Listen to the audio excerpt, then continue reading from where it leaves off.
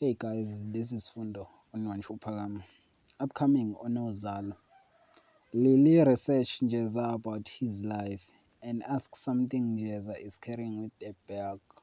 Njeza hid something into Lily. Madlala and Madonga thinks the Ketelo is back to her old life way being prostitute by selling with her body. But Zeketelo is invited by Pastor Gwala in on the date. Pastor Gwala tells the Zeketelo he loves her.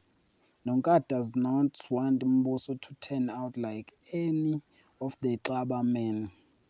MaShonisa Mathabete is want her money back on Screwdriver. Screwdriver is in trouble. He owns two debit man for MaShonisa Mathabete and Nosipho. Mathabete kwamashu well-known loan shark.